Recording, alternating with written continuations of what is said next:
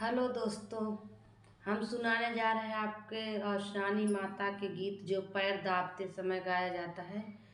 आप सबको अच्छा लगे तो कमेंट में ज़रूर बताएं।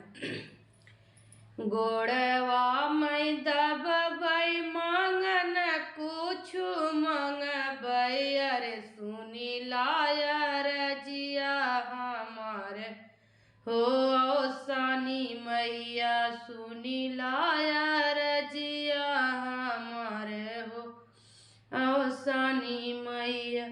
मांगे तो मांगे मैया अवध सिनोरिया, अरे जुग जुग बड़ अही बात हो सानी मैया, सुनी लायर जी हमारे हो सानी मैया।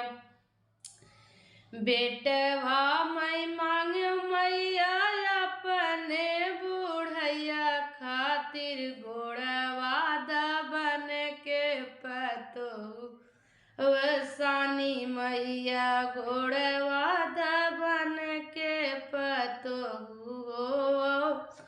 मैया, सुनी लायर जिया हमारे हो सान मैया।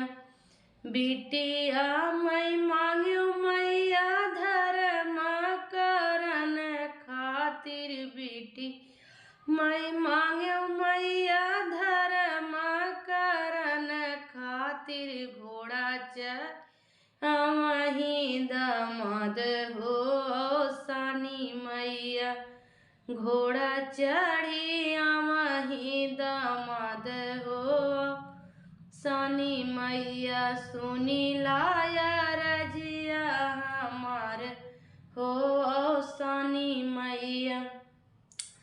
सोनवा मैं मांगे मैया अपने धन ही खातिर, सोनवा मांगे मैया अपने धन ही खातिर, बेलसन के मांगे परिवार हो सानी मैया, बेलसन के मांग परिवार हो सानी मैया, सुनीला अरजिया हमारे हो सानी या। गोड़वा मैं दबबै मांगन कुछु मंगबै, अरे सुनी लाया